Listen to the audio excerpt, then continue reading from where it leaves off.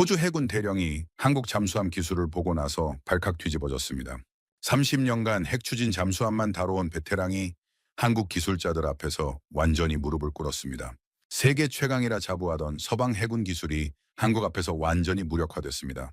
오커스 동맹국인 호주가 한국에게 기술 지원을 요청했습니다. 하지만 진짜 놀라운 일은 따로 있었습니다. 한국이 이미 차세대 핵 추진 잠수함 기술을 완성해 놓았다는 것이었습니다. 미국도 영국도 몰랐던 한국 해군의 숨겨진 능력이 공개되는 순간 전 세계가 경악했습니다. 세계 LNG선 16척 중 14척을 한국이 만들고 있었고 독일 기술자들도 감탄하는 정밀도로 잠수함을 건조하고 있었습니다. 중국 핵 추진 잠수함을 물속의 경웅이라고 부르게 만든 한국 기술의 정체는 무엇일까요? 도대체 한국이 어떤 기적을 만들어낸 걸까요? 그 충격적인 바다 아래 이야기 지금 바로 시작합니다. 저는 호주 왕립해군에서 30년간 복무하고 있는 마이클 톰슨 대령입니다. 핵추진 잠수함 운용이 제 전문 분야죠. 제가 처음 잠수함을 탄 건 22살 때였습니다. 콜린스급 디젤 잠수함이었는데 그때부터 바다 아래 세상에 완전히 매료됐어요. 물속에서 느끼는 그 고요함과 긴장감 그리고 언제든 생과 사를 가르는 극한 상황의 연속이었습니다. 20년 전 일어난 사고는 제 인생을 완전히 바꿔놓았습니다. 당시 저는 HMAS 윌러호의 부함장이었는데 태즈먼해에서 훈련 중이었죠. 갑작스런 전력계통 오류로 잠수함이 급속 침몰하기 시작했습니다. 승조원 80명 중 3명의 동료를 그 차가운 바다에서 잃었어요. 그날 이후로 저는 완벽한 기술에 대한 집착에 가까운 신념을 갖게 됐습니다. 한치의 오차도 용납할 수 없는 것이 잠수함이거든요. 특히 핵추진 잠수함은 더욱 그렇죠. 원자로가 들어있는 바다 아래 움직이는 폭탄이나 다름없으니까요. 지난 10년간 저는 미국 버지니아급과 영국 아스튜트급 핵추진 잠수함 프로젝트에 참여했습니다. 서방 세계 최고 기술의 집약체들이었어요. 당연히 아시아 국가들의 기술 수준은 우리보다 한참 뒤처져 있다고 생각했습니다. 그런데 지난달 국방부에서 뜻밖의 명령이 내려왔어요. 오커스 프로젝트 일환으로 한국의 잠수함 기술을 평가하라는 것이었습니다. 솔직히 형식적인 절차라고 생각했죠. 한국이 우리보다 앞선 기술을 가지고 있을 리 없다고 확신했거든요. 출발 전날 밤 아내 사라가 물었습니다. 한국에서 뭘 배울 게 있겠느냐고요. 저는 웃으면서 대답했어요. 그냥 예의상 둘러보는 거라고 일주일 정도면 금방 돌아오겠다고요. 그때만 해도 제가 얼마나 큰 착각을 하고 있었는지 전혀 몰랐습니다.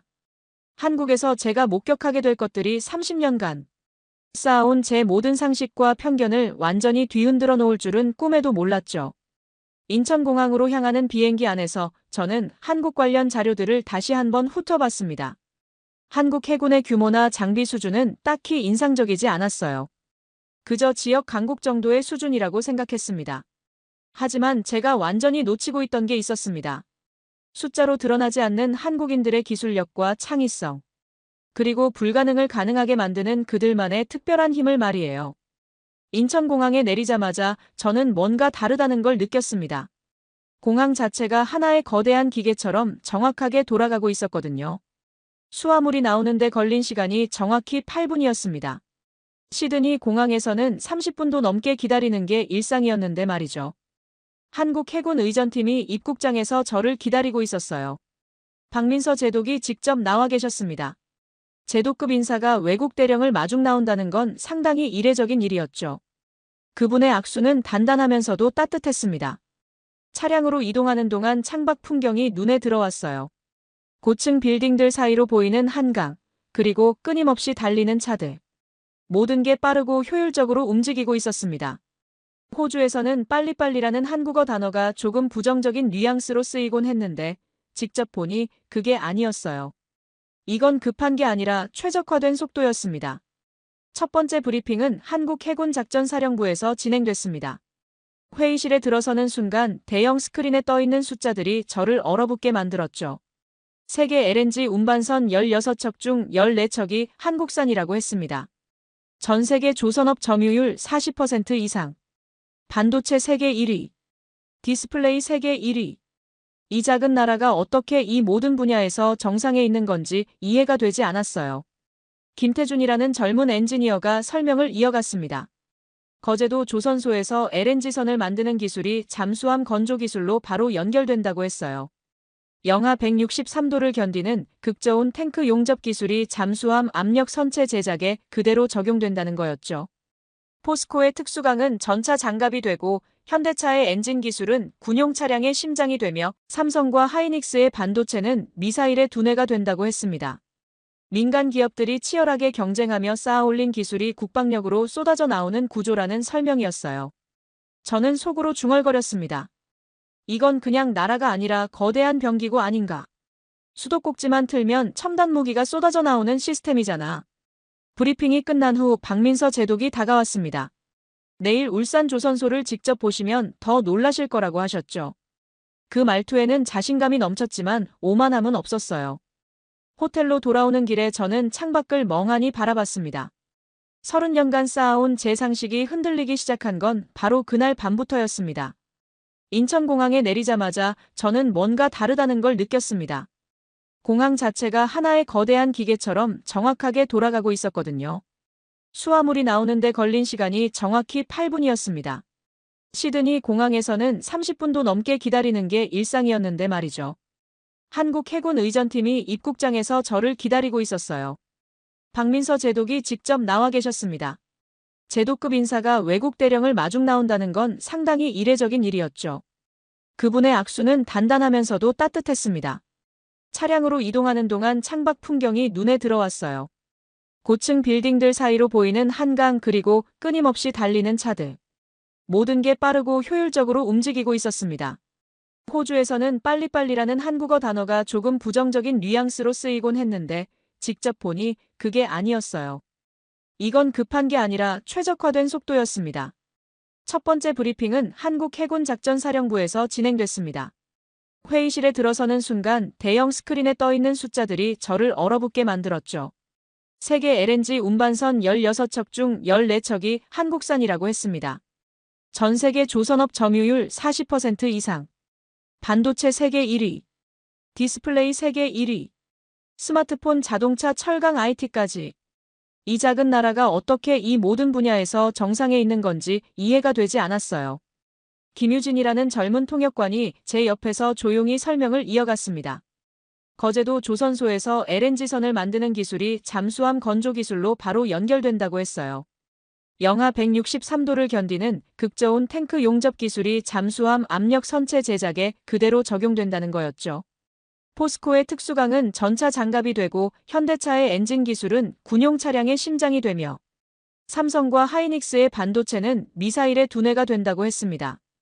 심지어 넥슨이나 NC소프트 같은 게임 회사의 서버 기술과 그래픽 기술이 군사 시뮬레이션 훈련 체계로 이어진다는 설명도 있었어요. 저는 속으로 중얼거렸습니다. 이건 그냥 나라가 아니라 거대한 병기고 아닌가.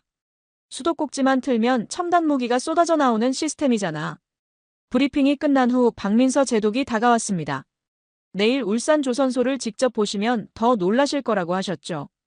그 말투에는 자신감이 넘쳤지만 오만함은 없었어요. 오히려 겸손한 자부심이라고 해야 할까요? 호텔로 돌아오는 길에 저는 창밖을 멍하니 바라봤습니다. 30년간 쌓아온 제 상식이 흔들리기 시작한 건 바로 그날 밤부터였습니다. 잠들기 전 아내 사라에게 짧은 메시지를 보냈어요. 여기 뭔가 이상하다고. 일주일로는 안 될 것 같다고요. 다음 날 아침 저는 울산으로 향하는 KTX에 몸을 실었습니다. 시속 300km로 달리는 기차 안에서 김태준 설계팀장이 한국 방산의 역사에 대해 이야기해줬어요. 한국 사람들은 자국 국방부를 포방부라고 부른다고 했습니다. 포병에 미친 국방부라는 뜻이래요. 처음엔 그냥 우스갯소리인 줄 알았죠. 그런데 그 별명 뒤에는 피눈물 나는 역사가 숨어 있었습니다. 1950년 6월 25일. 북한군이 소련제 T-34 탱크를 앞세워 밀고 내려왔을 때 한국군에겐 단 한 대의 탱크도 없었다고 합니다. 수류탄 들고 탱크 밑으로 뛰어드는 것 말고는 막을 방법이 없었대요. 김태준 팀장의 할아버지가 바로 그렇게 돌아가셨다고 했습니다. 그때 겪었던 처절한 트라우마. 다시는 화력에서 밀리지 않겠다는 집념 하나가 오늘날 한국을 세계 최고의 화력 국가로 만들었다는 거였죠. 울산 현대중공업 조선소에 도착했을 때 저는 말문이 막혔습니다. 거대한 도크들이 끝없이 펼쳐져 있었어요. 그 규모는 시드니 항구 전체보다 컸습니다. 수십 척의 선박이 동시에 건조되고 있었고 크레인들이 마치 거인의 팔처럼 철골 구조물을 들어 올리고 있었죠. 그리고 도크 한쪽에서 저는 그것을 봤습니다. 장영실함. 한국이 독자 개발한 3,600톤급 디젤 잠수함이었어요. 가까이 다가가서 선체를 만져봤습니다. 용접선이 거의 보이지 않았어요. 이건 불가능한 수준의 정밀도였습니다. 독일 기술자들도 이 정도는 못한다고 제 옆에 있던 이정현 기술자가 말했죠. 저는 물었습니다. 어떻게 이런 기술을 갖게 됐느냐고요. 이정현 기술자가 대답했습니다. 처음엔 아무것도 없었다고요. 70년대만 해도 군장비 국산화율이 고작 10%였대요. 소총 탄환 하나, 군복 단추 하나까지 전부 미국에서 수입해야 했다는 겁니다. 그런데 닉슨 독트린으로 미군 철수 이야기가 나오고 97년 IMF 외환위기로 외국 무기를 살 돈조차 없어지자 한국인들은 결심했대요. 그럼 우리가 만들자고요. 지금 K9 자주포의 국산화율은 95%, 천국 미사일은 90% 이상, 3,000톤급 잠수함은 80% 이상이라고 했습니다. 불과 30-40년 만에 수입국에서 수출국으로, 기술 종속국에서 기술 선도국으로. 저는 그제야 깨달았어요. 이건 단순한 기술 발전이 아니었습니다. 생존을 위한 처절한 몸부림의 결과물이었던 거죠. 도크를 나서면서 저는 뒤를 돌아봤습니다. 장영실함의 검은 선체가 햇빛을 받아 빛나고 있었어요. 그 순간 제 안에서 뭔가가 무너지기 시작했습니다. 아시아 기술은 서방보다 뒤처져 있다는 제 오랜 편견 말이에요. 울산에서의 둘째 날은 한국 육군 기갑부대 견학으로 시작됐습니다. 원래 일정에 없던 방문이었는데 박민서 제독이 특별히 주선해줬어요. 해군만 보면 전체 그림이 안 보인다면서요. 경기도 어느 기갑부대에 도착했을 때 저는 또 한 번 충격을 받았습니다. 끝없이 늘어선 K 흑표 전차들. 그 숫자가 어마어마했어요. 안내를 맡은 장호석 대령이 설명했습니다. 현재 대한민국이 보유한 3세대 이상 주력 전차는 약 2,200대에서 2,300대 수준이라고요. 감이 잘 안 왔습니다. 그래서 장호석 대령이 비교를 해줬어요. 유럽의 군사 강국이라 불리는 영국, 프랑스, 독일, 이탈리아. 소위 빅포 국가들의 주력 전차를 싹 다 긁어모아도 1,000대가 안 된다고요. 한국은 그 2배가 넘는 전력을 가지고 있다는 거였습니다. 저는 믿을 수가 없었어요. 이 작은 나라가 유럽 강대국 4개를 합친 것보다 더 많은 전차를 보유하고 있다니요. 장호석 대령이 K 전차에 올라타 보겠느냐고 물었습니다. 당연히 그러겠다고 했죠. 해치를 열고 안으로 들어가는 순간 저는 감탄을 금할 수 없었어요. 내부 시스템이 최신 디지털 기술로 가득 차 있었습니다. 포수 조준경의 해상도는 제가 본 어떤 서방 전차보다 뛰어났어요. 그 다음으로 K9 자주포 사격 훈련을 참관했습니다. 세계 자주포 시장 점유율 50% 이상을 차지하고 있다는 그 무기였죠. 포탄이 발사되는 순간 대지가 흔들렸습니다. 그리고 정확히 15초 만에 다음 포탄이 장전됐어요. 이 속도는 제가 알고 있던 어떤 자주포보다 빨랐습니다. 장호석 대령이 말했습니다. 독일의 명품이라던 PGH-2000이 우크라이나의 진창과 먼지 속에서 고장날 때 K9는 멀쩡하게 포를 쏘고 유유히 사라진다고요. 왜냐하면 한국은 사계절이 뚜렷하고 산악지형인 한반도에서 이 녀석을 굴리고 또 굴리며 단련시켰기 때문이래요. 폴란드가 왜 한국 무기를 대량 구매했는지 그제야 이해가 됐습니다. 성능은 나토 표준인데 배송은 아마존 프라임보다 빠르다는 농담이 있다고 장호석 대령이 웃으며 말했죠. 기갑부대를 떠나면서 저는 깊은 생각에 잠겼습니다. 한국은 단순히 무기를 잘 만드는 나라가 아니었어요. 70년 전 탱크 한 대 없이 적의 전차 앞에 맨몸으로 뛰어들어야 했던 트라우마를 기술로 승화시킨 나라였습니다. 그날 밤 숙소에서 저는 오랫동안 잠을 이루지 못했어요. 제가 알고 있던 세계 군사력의 판도가 완전히 다시 그려지고 있었거든요. 한국에서의 셋째 날 밤이었습니다. 저는 호텔방에서 악몽에 시달리다 깨어났어요. 20년 전 그 사고가 다시 꿈에 나타난 거였죠. 태즈먼해의 차가운 물속. 전력이 나가고 조명이 꺼진 잠수함 안에서 동료들의 비명소리가 들렸습니다. 저는 살았지만 3명의 동료는 그 깊은 바다에서 영원히 나오지 못했어요. 그날 이후로 저는 기술에 대한 완벽주의자가 됐습니다. 조금이라도 의심스러운 시스템은 절대 용납하지 않았죠. 그래서 아시아 기술에 대해서도 항상 회의적이었어요. 검증되지 않은 기술은 사람을 죽인다는 게 제 신념이었거든요. 아침에 눈이 퉁퉁 부은 채로 식당에 내려갔습니다. 그런데 김유진 통역관이 저를 보더니 조용히 물었어요. 잠을 못 주무신 것 같다고요. 저는 솔직하게 말했습니다. 오래된 악몽 때문이라고요. 그랬더니 김유진 통역관이 잠시 망설이다가 이야기를 꺼냈어요. 한국 해군도 잊을 수 없는 트라우마가 있다고요. 대한민국 해군 최초의 전투함 백두산함 이야기였습니다. 광복 직후 한국 해군에는 배가 없었대요. 미군이 쓰다 버린 배도 구할 수 없어서 손원일 제독을 비롯한 해군 장교들이 월급을 모았다고 합니다. 그 부인들은 삭바느질을 하고 잼을 만들어 팔았대요. 그렇게 피 같은 돈 6만 달러를 모아서 미국에 가서 패선 직전에 450톤급 낡은 배 한 척을 사왔다고 합니다.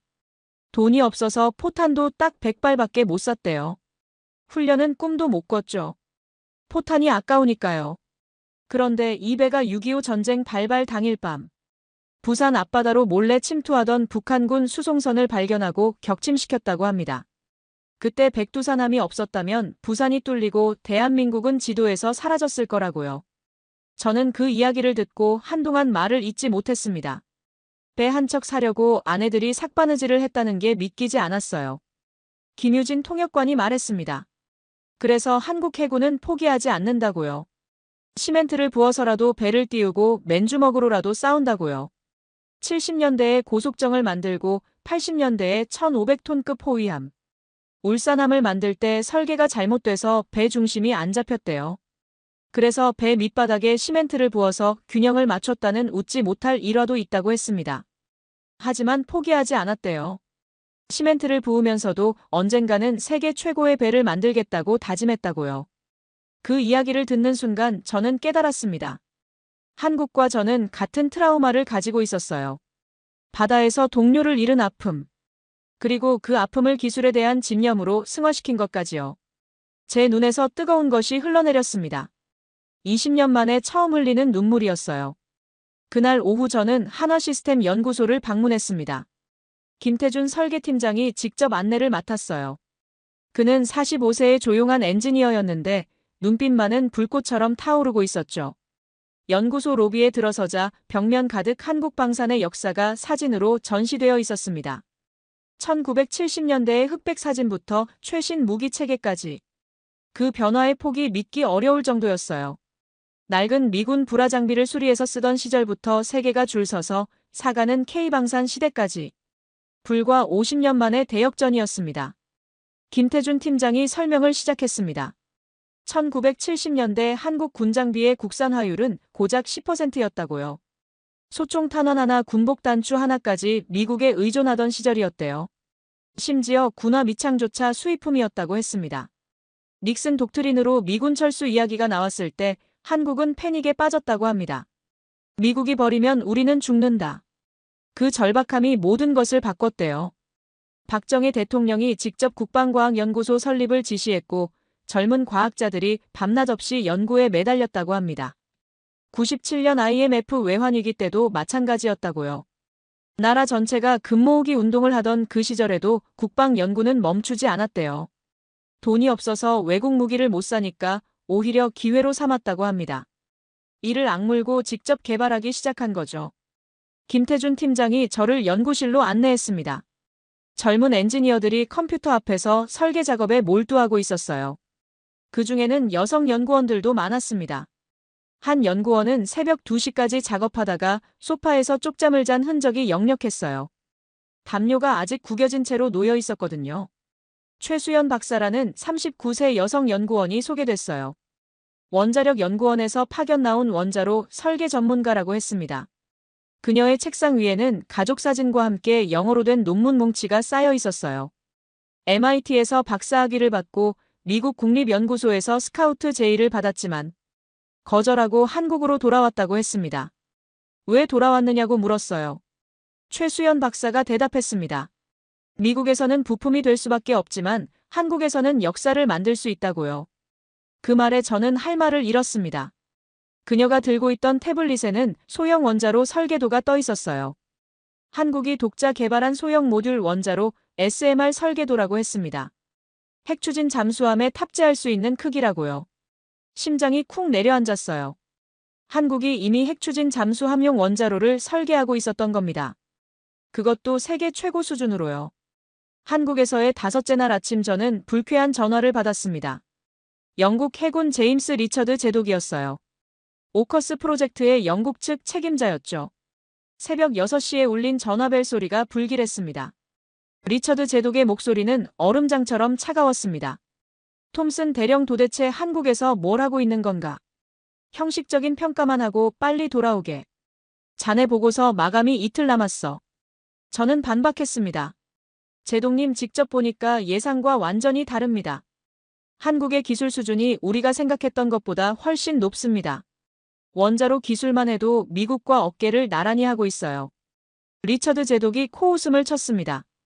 톰슨 대령 당신이 너무 순진하군. 그들은 우리한테 기술을 팔고 싶어서 보여주고 싶은 것만 보여주는 거야. 쇼윈도에 진열된 물건만 보고 가게 전체를 판단하면 안 되지. 본질은 여전히 우리가 앞서 있어. 저는 더 말하고 싶었지만 제독이 전화를 끊어버렸습니다. 창밖으로 서울의 아침 풍경이 보였어요. 출근하는 사람들로 거리가 분주했습니다. 저는 한동안 그 풍경을 바라보며 생각에 잠겼어요. 리처드 제독의 말이 맞는 걸까요? 제가 속고 있는 걸까요? 그날 오후 일정은 한국해군작전사령부에서의 브리핑이었습니다. 주제는 한국해군의 현재와 미래였어요. 회의실에 들어서니 대형 스크린에 한국해군 함정들의 사진이 띄워져 있었습니다. 브리핑 담당자는 장호석 대령이었습니다. 그가 첫 번째 슬라이드를 띄웠을 때 저는 눈을 의심했어요. 세종대왕급 이지스 구축함 7,600톤 미사일 수직 발사관 128세. 저는 물었습니다. 잠깐만요. 128셀이라고요? 장호석 대령이 고개를 끄덕였습니다. 네, 맞습니다.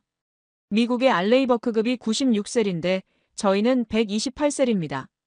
말 그대로 바다 위에 떠다니는 미사일 기지죠. 믿을 수가 없었습니다. 한국 구축함이 미국 구축함보다 30% 이상 더 많은 미사일을 탑재하고 있다니요. 제가 알고 있던 상식이 또 한 번 무너지는 순간이었어요. 장호석 대령이 다음 슬라이드로 넘겼습니다. 정조대왕급 8,200톤 탄도미사일 요격 능력 보유 한국형 이지스 전투체계 완전 국산화. 저는 조용히 메모를 했습니다. 손이 떨렸어요. 이건 단순한 기술 발전이 아니었습니다. 완전히 새로운 해군 강국의 탄생이었죠.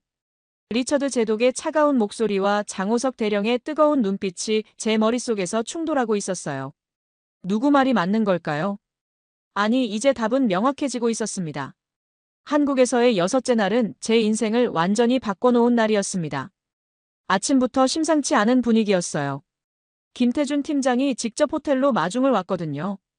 평소와 달리 그의 표정이 굳어 있었습니다. 차 안에서 그가 말했습니다.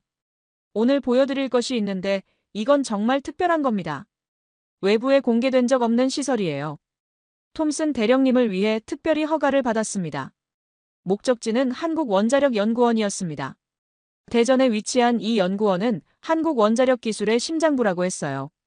정문을 통과할 때 3중으로 보안 검색을 받았습니다. 제 군인 신분증도 다시 확인했고요. 최수연 박사가 로비에서 저를 맞이했습니다. 그녀는 흰색 연구복을 입고 있었는데 어제보다 훨씬 진지한 표정이었어요. 톰슨 대령님 준비되셨나요? 이제부터 보시는 것은 절대 외부에 말씀하시면 안 됩니다. 지하 연구시설로 내려가는 엘리베이터는 무려 40초나 걸렸습니다. 얼마나 깊이 내려가는 건지 가늠이 안 됐어요. 엘리베이터 문이 열렸을 때 저는 숨이 멎을 뻔했습니다. 거대한 원자로 모형이 눈앞에 있었어요.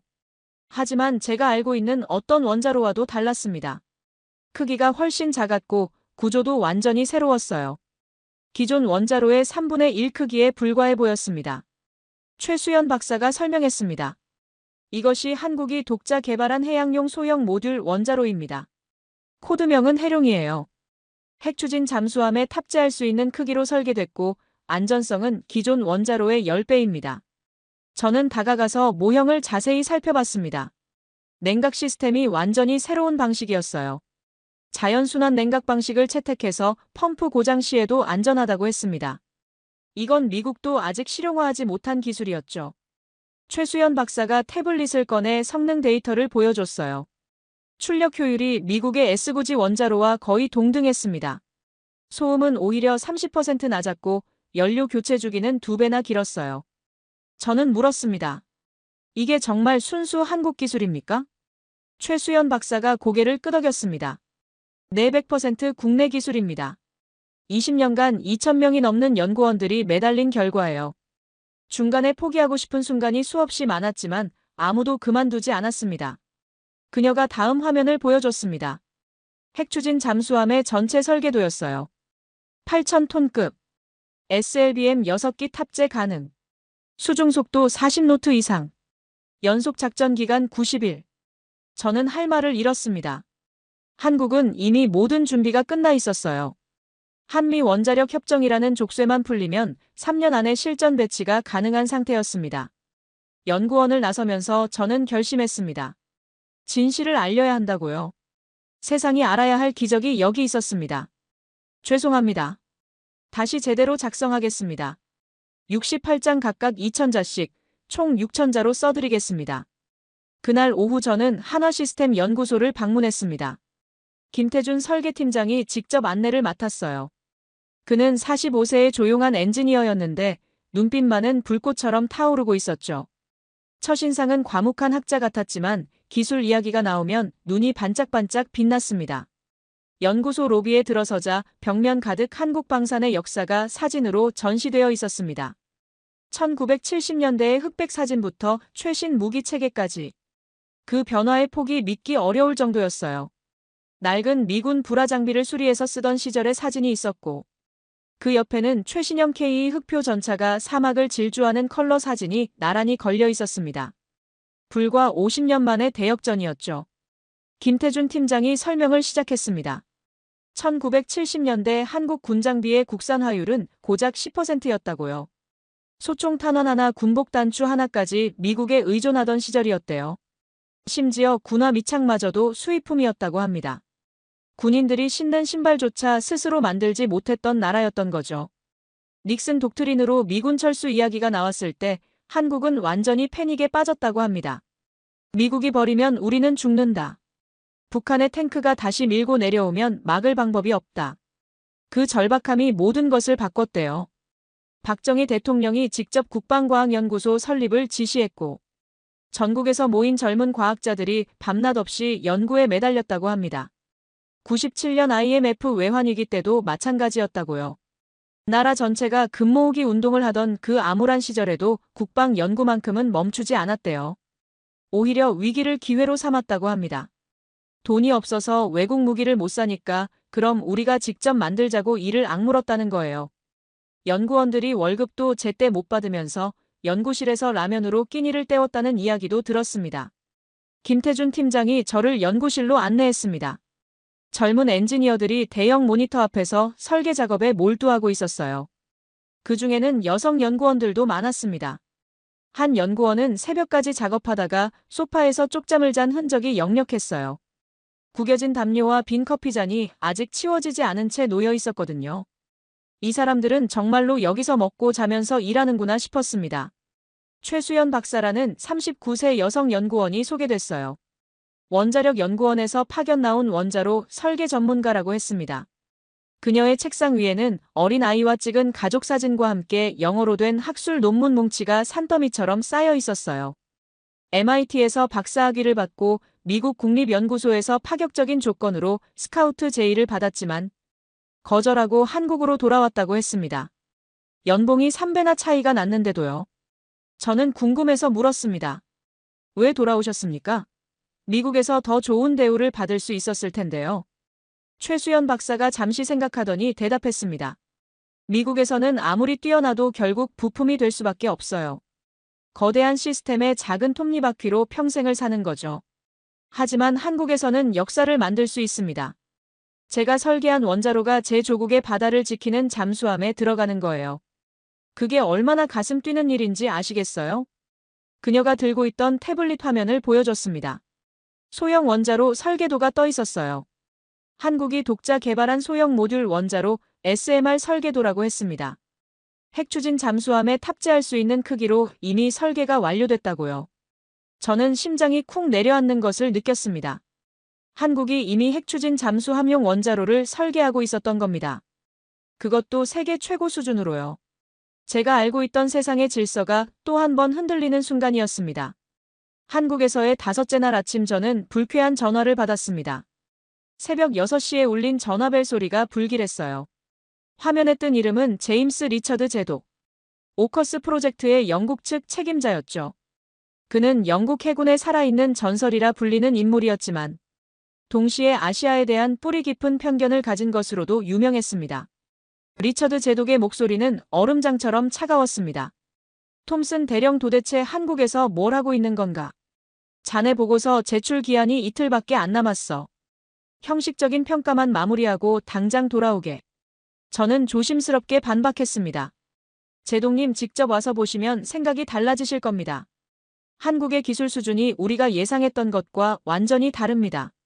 원자로 기술만 해도 미국과 어깨를 나란히 하고 있어요. 어떤 부분에서는 오히려 앞서 있다고 봐도 무방합니다. 전화기 너머로 리처드 제독이 코웃음 치는 소리가 들렸습니다. 톰슨 대령 당신이 너무 순진하군. 30년 경력의 장교가 그 정도 쇼맨십에 넘어가다니 실망이야. 그들은 우리한테 기술을 팔고 싶어서 보여주고 싶은 것만 골라서 보여주는 거야. 쇼윈도에 예쁘게 진열된 물건만 보고 가게 전체를 판단하면 안 되지. 창고 뒤쪽에 뭐가 있는지는 아무도 몰라. 저는 더 말하고 싶었지만 제독이 일방적으로 전화를 끊어버렸습니다. 뚜뚜뚜 하는 신호음이 허무하게 울렸어요. 호텔 창밖으로 서울의 아침 풍경이 펼쳐져 있었습니다. 출근하는 직장인들과 등교하는 학생들로 거리가 분주했어요. 저는 한동안 그 풍경을 멍하니 바라보며 생각에 잠겼습니다. 리처드 제독의 말이 맞는 걸까요? 제가 정말 속고 있는 걸까요? 아니면 제독이 보지 못하는 것을 저는 보고 있는 걸까요? 그날 오후 일정은 한국해군작전사령부에서의 브리핑이었습니다. 주제는 한국해군의 현재와 미래였어요. 회의실에 들어서니 대형 스크린에 한국해군 함정들의 사진이 띄워져 있었습니다. 푸른 바다 위에 당당하게 떠있는 회색 전함들이 인상적이었죠. 브리핑 담당자는 장호석 대령이었습니다. 40대 중반의 날카로운 인상을 가진 장교였어요. 그가 레이저 포인터를 들고 첫 번째 슬라이드를 설명하기 시작했습니다. 세종대왕급 이지스 구축함. 만재 배수량 7,600톤. 미사일 수직 발사관 128세. 저는 귀를 의심했습니다. 잠깐만요. 128셀이라고 하셨습니까? 장호석 대령이 고개를 끄덕였습니다. 네, 정확합니다. 참고로 미국 해군의 주력인 알레이버크급 구축함은 96셀입니다. 저희 세종대왕급은 그보다 30% 이상 많은 미사일을 탑재하고 있습니다. 말 그대로 바다 위에 떠다니는 미사일 요새라고 보시면 됩니다. 믿을 수가 없었습니다. 한국 구축함이 미국 구축함보다 더 많은 화력을 보유하고 있다니요. 제가 해군에서 30년을 복무하면서 이런 이야기는 들어본 적이 없었어요. 장호석 대령이 다음 슬라이드로 넘겼습니다. 정조대왕급. 만재 배수량 8,200톤. 탄도미사일 요격 능력 보유. 한국형 이지스 전투체계 완전 국산화. 그가 덧붙였습니다. 이 함정은 북한의 탄도미사일뿐만 아니라 주변국의 극초음속 미사일까지 요격할 수 있는 능력을 갖추고 있습니다. 저는 조용히 노트에 메모를 했습니다. 손이 미세하게 떨렸어요. 이건 단순한 기술 발전이 아니었습니다. 완전히 새로운 해군 강국의 탄생을 목격하고 있는 거였죠. 리처드 제독의 차가운 조롱과 장호석 대령의 자신감 넘치는 설명이 제 머릿속에서 격렬하게 충돌하고 있었습니다. 한국에서의 6째 날은 제 인생을 완전히 바꿔놓은 날이었습니다. 아침부터 분위기가 심상치 않았어요. 김태준 팀장이 평소와 달리 직접 호텔 로비까지 마중을 나왔거든요. 그의 표정이 굳어 있었습니다. 차에 오르자마자 김태준 팀장이 말했습니다. 톰슨 대령님, 오늘 보여드릴 것이 있습니다. 이건 정말 특별한 겁니다. 한국 정부에서도 극비로 관리하는 시설이에요. 외부인에게 공개된 적이 단 한 번도 없습니다. 대령님을 위해 청와대까지 올라가서 특별 허가를 받아냈습니다. 저는 긴장됐습니다. 도대체 뭘 보여주려는 걸까요? 목적지는 대전에 위치한 한국원자력연구원이었습니다. 한국원자력기술의 심장부라고 했어요. 연구원 정문에 도착했을 때 저는 3중으로 보안 검색을 받아야 했습니다. 제 군인 신분증을 스캔하고 지문을 확인하고 망마까지 인식했어요. 이 정도 보안 수준은 미국 펜타곤에서나 경험해봤습니다. 최수연 박사가 로비에서 저를 맞이했습니다. 흰색 연구복을 입은 그녀의 표정이 어제와는 완전히 달랐어요. 훨씬 진지하고 비장했습니다. 톰슨 대령님 준비되셨습니까? 지금부터 보시는 것은 한국의 국가 기밀입니다. 절대로 외부에 발설하시면 안 됩니다. 지하 연구시설로 내려가는 엘리베이터를 탔습니다. 숫자판에는 지하 12층까지 표시되어 있었어요. 엘리베이터가 내려가는 데만 무려 40초가 걸렸습니다. 얼마나 깊이 들어가는 건지 가늠조차 되지 않았어요. 귀가 먹먹해질 정도였습니다. 엘리베이터 문이 열렸을 때 저는 그 자리에 얼어붙었습니다. 거대한 지하 공간에 원자로 모형이 설치되어 있었어요. 하지만 제가 지금까지 봐왔던 어떤 원자로와도 완전히 달랐습니다. 크기가 훨씬 작았고 구조 자체가 혁신적이었어요. 기존 함정용 원자로의 3분의 1 크기에 불과해 보였습니다. 최수연 박사가 설명을 시작했습니다. 이것이 한국이 20년간 비밀리에 개발해온 해양용 소형 모듈 원자로입니다. 코드명은 해룡. 핵추진 잠수함에 탑재할 수 있는 크기로 설계됐고 안전성은 기존 원자로의 10배입니다. 자연순환 냉각 시스템을 채택해서 전력이 완전히 차단되어도 노심 용융이 발생하지 않습니다. 저는 천천히 다가가서 모형을 자세히 살펴봤습니다. 설계가 정말 혁신적이었어요. 미국이 10년째 연구 중인 기술을 한국은 이미 완성 단계까지 끌어올린 거였습니다. 최수연 박사가 태블릿을 꺼내 성능 데이터를 보여줬어요. 출력 효율이 미국 핵잠수함에 탑재되는 S고지 원자로와 거의 동등했습니다. 소음은 오히려 30% 낮았고 연료 교체 주기는 2배나 길었어요. 수명도 40년 이상 보장된다고 했습니다. 저는 떨리는 목소리로 물었습니다. 이게 정말 순수 한국 기술입니까? 미국이나 프랑스의 기술 지원 없이요? 최수연 박사가 단호하게 대답했습니다. 네, 100% 순수 국내 기술입니다. 단 하나의 부품도 해외에서 들여오지 않았습니다. 2,000명이 넘는 연구원들이 20년을 바쳤어요. 설계도는 이미 완성됐고 조선소 도크도 비워져 있습니다. 한미 원자력 협정이라는 족쇄만 풀리면 3년 안에 실전 배치가 가능합니다. 연구원을 나서면서 저는 하늘을 올려다봤습니다. 맑은 하늘에 흰 구름이 유유히 흘러가고 있었어요. 하지만 제 마음속에는 거대한 폭풍이 몰아치고 있었습니다. 서방 기술이 세계 최고라는 30년간의 믿음이 완전히 무너지는 순간이었어요. 저는 결심했습니다. 반드시 진실을 알려야 한다고요. 한국에서의 7째 날 밤이었습니다. 저는 호텔방에서 아내 사라에게 영상통화를 걸었어요. 시드니는 한밤중이었지만 그녀는 잠들지 않고 저를 기다리고 있었습니다. 화면 속 사라의 얼굴이 걱정으로 가득 차 있었어요. 마이클, 당신 표정이 왜 그래요? 무슨 일 있어요? 저는 한숨을 쉬었습니다. 사라, 나 지금 완전히 혼란스러워. 30년 동안 믿어왔던 모든 게 흔들리고 있어. 서방 기술이 최고라고 확신했는데 여기 와서 보니까 완전히 다른 세상이야. 사라가 조용히 들었습니다. 저는 계속 말했어요. 한국이 이미 핵추진 잠수함을 만들 수 있는 기술을 가지고 있어. 원자로도 설계했고 함체 건조 기술은 세계 최고 수준이야. 그런데 리처드 제독은 내 말을 안 믿어. 아시아 기술을 과대평가하지 말라고만 해. 사라가 물었습니다. 당신 눈으로 직접 봤잖아요. 그럼 당신이 옳은 거 아니에요? 저는 고개를 저었어요. 몰라. 내가 속고 있는 건지 아니면 제독이 편견에 사로잡혀 있는 건지. 만약 내가 틀리면 군 경력이 끝나는 거야. 하지만 내가 맞는데 침묵하면 오커스가 엄청난 기회를 놓치는 거고. 사라가 화면 너머로 저를 똑바로 바라봤습니다. 마이클, 당신은 20년 전 사고 이후로 단 한 번도 자신의 판단을 의심한 적 없었어요. 완벽한 기술만이 사람을 살린다고 믿었고 그 신념대로 살아왔잖아요.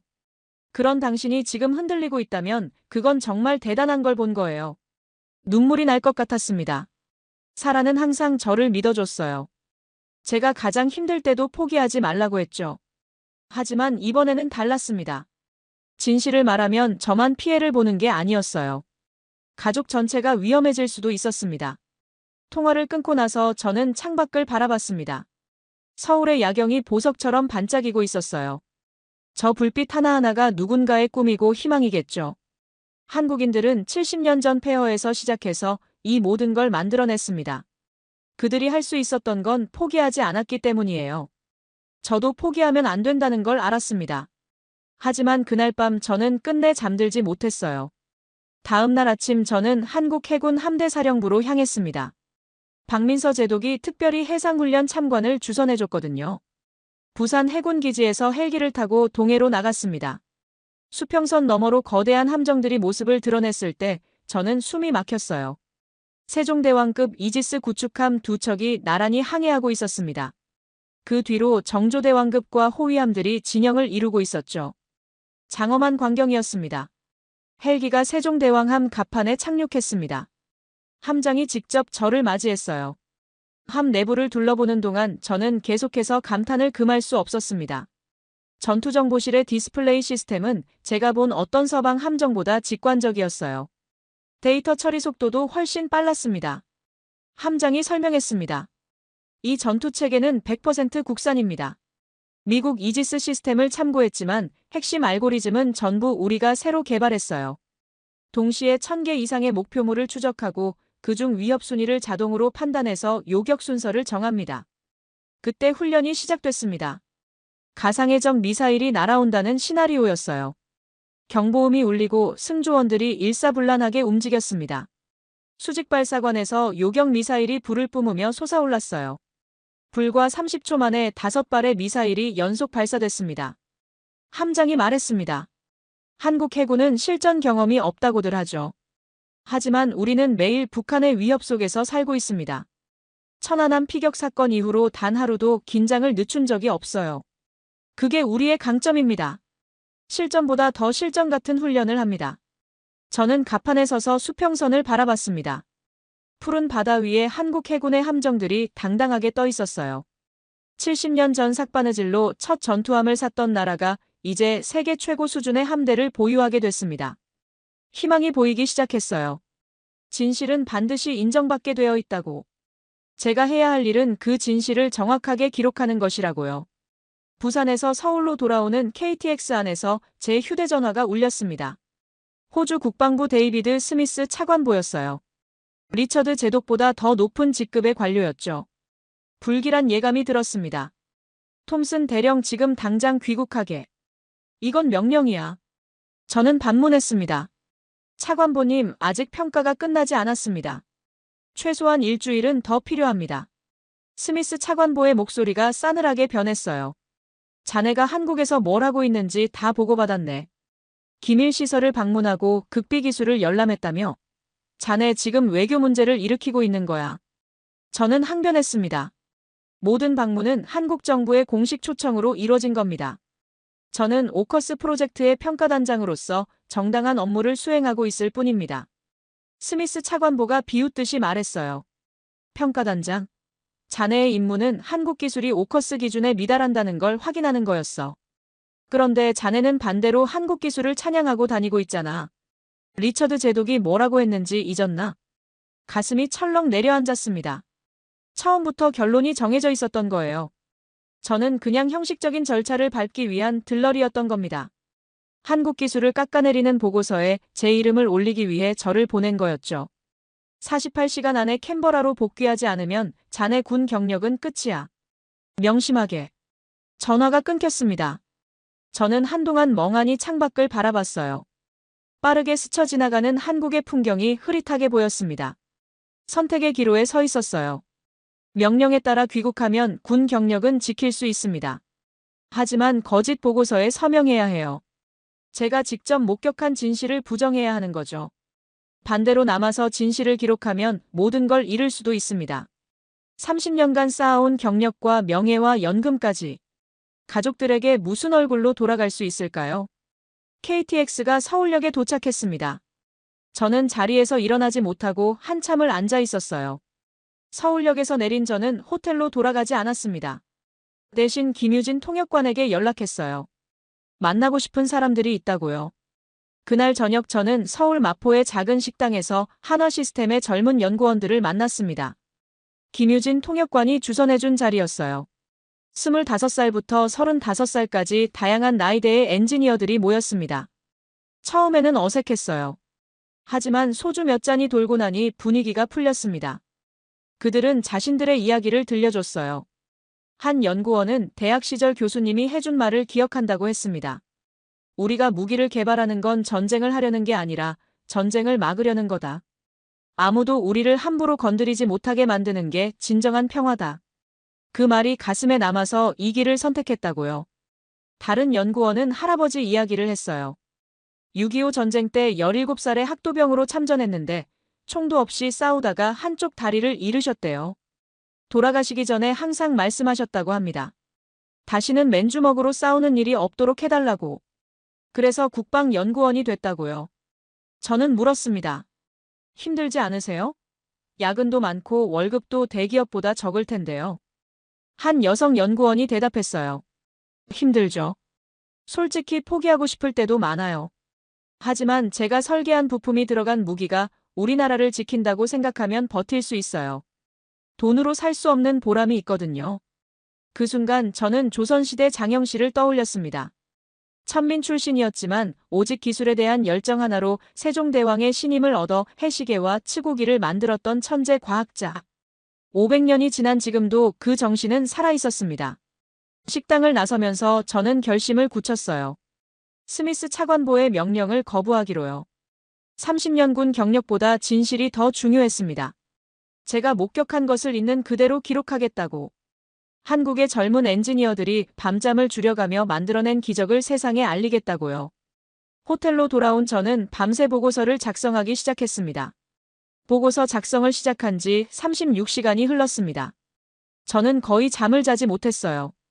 커피만 마셔가며 키보드를 두드렸죠. 눈이 충혈되고 손가락이 뻣뻣해졌지만 멈출 수 없었습니다. 제가 한국에서 목격한 모든 것을 빠짐없이 기록해야 했거든요. 보고서 제목은 이렇게 정했습니다. 한국해양방위기술평가 보고서, 그리고 부제로 서방이 인정해야 할 새로운 강자라고 썼어요. 리처드 제독이 보면 기절할 제목이었죠. 첫 장에는 한국 조선기술의 현황을 담았습니다. 세계 LNG 운반선 시장 점유율 87%. 극저온 용접 기술 세계 1위. 이 기술이 잠수함 압력 선체 제작에 직접 응용되고 있다는 사실. 숫자와 데이터로 가득 채웠어요. 둘째 장에는 한국 해군 함정의 성능을 비교 분석했습니다. 세종대왕급 이지스 구축함의 미사일 탑재량이 미국 알레이버크급보다 30% 이상 많다는 것. 전투체계가 100% 국산화되어 있다는 것. 독자적인 기술 생태계가 완성되어 있다는 사실을 상세히 기술했습니다. 셋째 장이 가장 중요했어요. 한국의 핵추진 잠수함 개발 잠재력에 대한 분석이었습니다. 소형 모듈 원자로 해룡의 성능 데이터를 첨부했고 미국 S고지 원자로와의 비교표를 만들었어요. 결론은 명확했습니다. 한국은 정치적 제약만 해소되면 3년 내에 핵추진 잠수함을 실전 배치할 수 있다. 마지막 장에는 제 개인적인 소견을 담았습니다. 오커스가 진정한 인도태평양 동맹을 구축하려면 한국을 파트너로 받아들여야 한다. 한국의 기술력과 제조 역량은 영국과 호주가 수십 년을 투자해도 따라잡기 어려운 수준이다. 이것은 과장이 아니라 제가 직접 목격한 현실이다. 보고서를 완성하고 나서 저는 잠시 창밖을 바라봤습니다. 서울의 아침 해가 떠오르고 있었어요. 붉은 햇살이 고층 빌딩들 사이로 쏟아져 들어왔습니다. 아름다운 광경이었지만 제 마음은 무거웠어요. 이 보고서를 제출하는 순간 제 운명이 결정될 거였습니다. 군법회의에 회부될 수도 있고 불명예 전역을 당할 수도 있었어요. 30년 동안 쌓아온 모든 것이 한순간에 무너질 수 있었죠. 하지만 후회는 없었습니다. 20년 전 태즈먼해에서 동료들을 잃었을 때 저는 맹세했어요. 다시는 불완전한 기술 때문에 사람이 죽는 일이 없도록 하겠다고. 그 맹세를 지키려면 진실을 말해야 했습니다. 저는 깊은 숨을 쉬고 전송 버튼을 눌렀습니다. 보고서가 오커스 본부와 호주 국방부 그리고 관련 기관 수십 곳으로 동시에 발송됐어요. 이제 돌이킬 수 없었습니다. 보고서를 보낸 지 3시간 만에 전화가 쏟아지기 시작했습니다. 첫 번째는 리처드 제독이었어요. 그의 목소리는 분노로 떨리고 있었습니다. 톰슨 대령 자네 지금 뭔 짓을 한 건가? 내가 분명히 경고했잖아. 아시아 기술을 과대평가하지 말라고. 자네 이 보고서로 오커스 전체를 위험에 빠뜨렸어. 저는 침착하게 대답했습니다.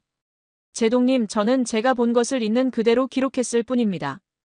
데이터는 거짓말을 하지 않습니다. 한국의 기술력은 우리가 무시할 수 있는 수준이 아닙니다. 리처드 제독이 고함을 질렀어요. 데이터? 자네가 본 건 그들이 보여주고 싶은 것뿐이야. 진짜 실력은 실전에서 드러나는 거야. 아시아 국가들은 항상 과장하고 허세를 부려. 그걸 모르나? 저는 차분하게 반박했습니다. 제동님, 한국은 허세를 부리는 나라가 아닙니다. 70년 전에 폐허에서 시작해서 세계 10위 경제대국이 된 나라입니다. 조선업 세계 1위, 반도체 세계 1위. 이게 허세입니까? 실력입니다. 전화가 끊겼습니다. 저는 그것이 마지막 대화가 될 거라는 걸 알았어요. 두 번째 전화는 스미스 차관보였습니다. 그의 목소리는 리처드 제독보다 더 차가웠어요. 톰슨 대령 자네 지금 캔버라에서 난리가 났어. 국방장관이 직접 자네 보고서를 읽었고 외교부에서도 연락이 왔어. 자네가 뭘 한 건지 알아? 저는 대답했습니다. 저는 제 임무를 수행했을 뿐입니다. 오커스 프로젝트의 성공을 위해 정확한 정보가 필요하다고 판단했습니다. 스미스 차관보가 비웃었어요. 임무? 자네의 임무는 시키는 대로 하는 거야. 생각하는 건 자네 일이 아니야. 48시간 안에 그 보고서를 철회하고 공개 사과문을 발표해. 안 그러면 자네 군 경력은 끝이야. 저는 잠시 침묵했습니다. 그리고 대답했어요. 차관보님, 죄송하지만 그렇게 할 수 없습니다. 저는 제가 본 진실을 부정할 수 없습니다. 20년 전에 동료들을 잃었을 때 저는 맹세했습니다. 다시는 거짓 때문에 사람이 죽는 일이 없도록 하겠다고. 그 맹세를 어길 수 없습니다.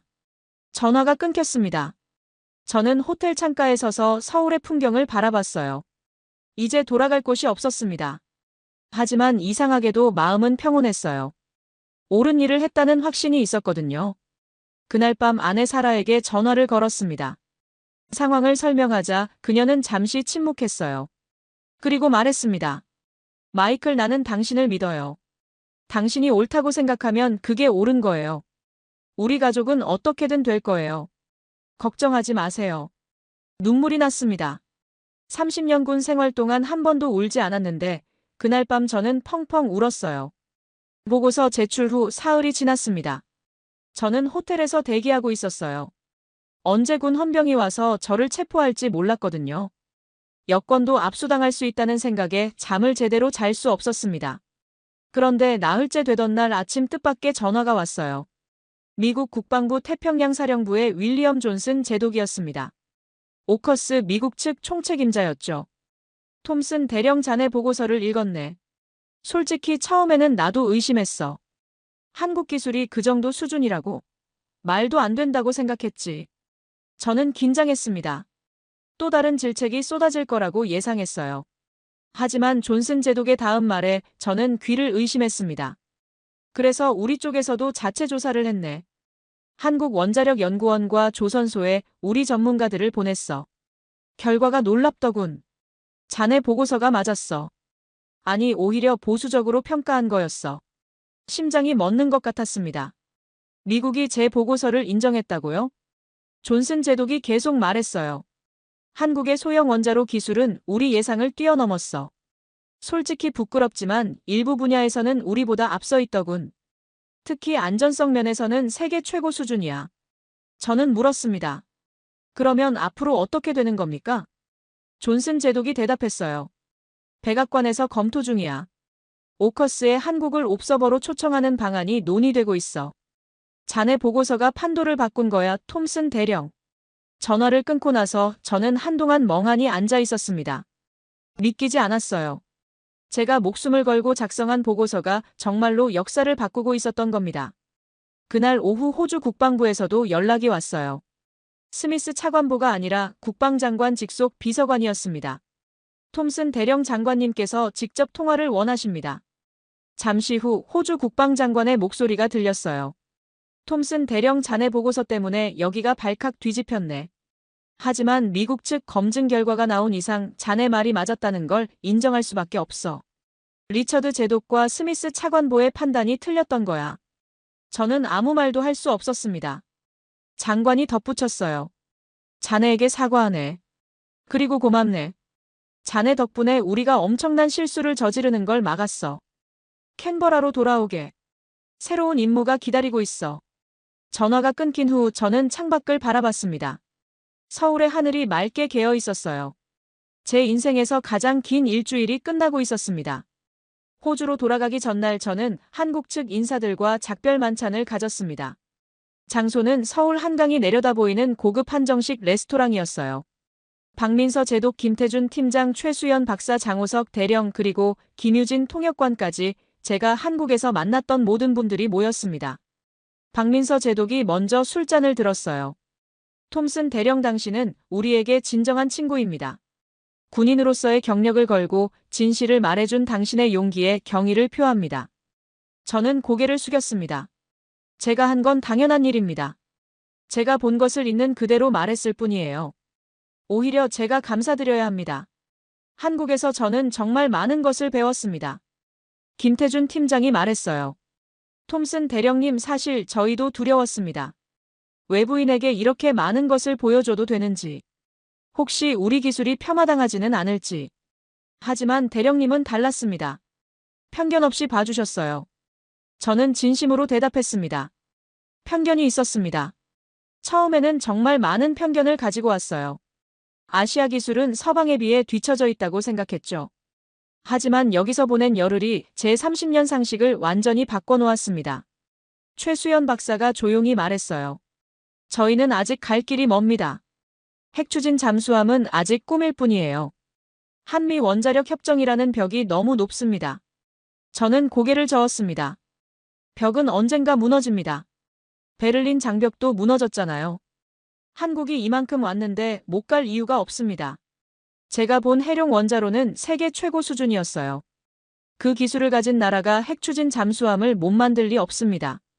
장호석 대령이 술잔을 채우며 말했어요. 톰슨 대령님, 우리는 포기하지 않습니다. 백두산함을 사기 위해 삭바느질을 했던 그때부터 지금까지 한 번도 포기한 적 없습니다. 시멘트를 부어서라도 배를 띄우고 맨주먹으로라도 싸웠습니다. 그게 우리입니다. 김유진 통역관이 눈시울을 붉히며 말했어요. 저는 이번에 대령님을 모시면서 정말 많이 배웠습니다. 진짜 군인이 뭔지, 진실을 위해 모든 것을 걸 수 있는 용기가 뭔지요. 저도 눈물이 났습니다. 이 사람들과 함께한 시간이 제 인생에서 가장 소중한 경험이었어요. 만찬이 끝나고 호텔로 돌아오는 길에 저는 한강 다리 위에서 차를 세웠습니다. 강물 위로 서울의 야경이 반짝이고 있었어요. 70년 전 폐허였던 도시가 이제 세계에서 가장 아름다운 야경을 가진 도시 중 하나가 됐습니다. 한국은 기적을 만드는 나라였습니다. 그리고 저는 그 기적의 일부가 된 것이 자랑스러웠어요. 캔버라로 돌아온 저를 기다리고 있던 것은 예상과 완전히 달랐습니다. 질책이나 징계가 아니라 환영이었어요. 시드니 국제공항에 도착했을 때 저는 눈을 의심했습니다. 국방부 의전팀이 정장 차림으로 도열해 있었고 그 뒤에는 수십 명의 기자들이 카메라와 마이크를 들고 서 있었거든요. 플래시가 터지고 기자들이 제 이름을 부르며 질문을 쏟아냈습니다. 알고 보니 제 보고서가 언론에 유출되어 호주 전체가 발칵 뒤집힌 거였어요. 한국의 숨겨진 기술력, 호주군 대령이 폭로하다라는 제목으로 모든 신문 일면을 장식했고 방송에서는 연일 특집 프로그램을 편성해서 내보내고 있었습니다. SNS에서는 제 이름이 실시간 검색어 1위에 올랐다고 했어요. 호주 국민들이 한국 기술에 대해 이렇게 큰 관심을 보인 것은 처음이라고 했습니다. 국방장관이 직접 저를 맞이했어요. 그는 카메라 앞에서 공식 성명을 발표했습니다. 목소리가 진지하고 무게감이 있었죠. 톰슨 대령은 엄청난 정치적 압박 속에서도 진실을 말할 용기를 보여줬습니다. 군인으로서 가장 어려운 선택을 했고 가장 옳은 길을 택했습니다. 그의 보고서는 호주의 국방 전략에 근본적인 변화를 가져올 것입니다. 우리는 한국과의 방산 협력을 전면 재검토할 것이며 아시아 파트너십에 대한 기존 관점을 완전히 수정할 것입니다. 기자들의 질문이 쏟아졌어요. 저는 최대한 담담하게 대답하려고 노력했습니다. 하지만 목소리가 떨렸어요. 이틀 전만 해도 군법회의에 회부될 각오를 하고 있었는데 지금 이 상황이 믿기지 않았거든요. 저는 특별한 일을 한 게 아닙니다. 군인으로서 당연히 해야 할 일을 했을 뿐입니다. 한국에서 제가 본 것은 불가능을 가능으로 만드는 사람들이었습니다. 70년 전 완전한 폐허에서 시작해서 세계 최고의 기술 강국이 된 나라. 삭바느질로 첫 전투함을 사고 시멘트를 부어서라도 배를 띄우던 그 불굴의 정신. 그것이 오늘의 한국을 만들었습니다. 기자가 물었어요. 한국의 기술력이 정말 서방 수준에 도달했다고 보십니까? 일부에서는 과장됐다는 비판도 있는데요. 저는 명확하게 대답했습니다. 도달한 정도가 아닙니다. 일부 분야에서는 이미 서방을 추월했습니다. 조선기술 반도체 디스플레이 그리고 방산 분야까지. 한국은 더 이상 추격자가 아닙니다. 선도자입니다. 제가 직접 두 눈으로 확인했습니다. 데이터는 거짓말을 하지 않습니다. 다른 기자가 질문했어요. 한국의 핵추진 잠수함 개발 가능성은 어떻게 보십니까? 실현 가능한 이야기입니까? 저는 잠시 생각한 후 신중하게 대답했습니다. 기술적으로는 이미 준비가 완료됐습니다. 제가 직접 한국의 원자력 연구원을 방문해서 확인했어요. 한국의 소형 모듈 원자로 기술은 세계 최고 수준입니다. 일부 지표에서는 미국을 앞서고 있습니다. 문제는 기술이 아니라 정치적 제약입니다. 한미 원자력 협정이라는 족쇄가 풀리면 3년 안에 실전 배치가 가능할 겁니다. 설계도는 이미 완성되어 있고 조선소 도크는 비워져 있습니다. 기자회견이 끝나고 저는 국방부 차량을 타고 집으로 향했습니다. 창밖으로 캔버라의 익숙한 풍경이 스쳐 지나갔어요. 하지만 모든 것이 달라 보였습니다. 열흘 전 한국으로 떠날 때와는 완전히 다른 사람이 되어 돌아온 것 같았거든요. 집 앞에 도착했을 때 아내 사라와 딸 에밀리가 현관 앞에서 기다리고 있었습니다. 사라가 저를 꽉 껴안으며 말했어요. 마이클, 당신이 정말 자랑스러워요. TV에서 당신 인터뷰 봤어요. 눈물이 났어요. 에밀리도 울면서 말했어요.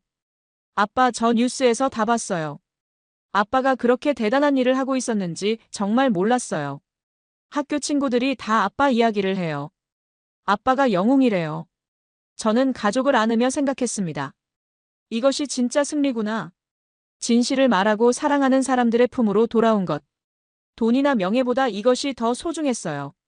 그날 밤 저는 오랜만에 편안하게 잠들었습니다. 악몽도 꾸지 않았어요. 20년 전 태즈먼 해사고 이후로 처음이었습니다. 드디어 마음의 짐을 내려놓은 기분이었어요. 귀국 후 한 달이 지났습니다. 그 사이에 정말 많은 일이 있었어요. 세상이 빠르게 변하고 있었습니다. 리처드 제독은 결국 조기 전역을 선택했어요.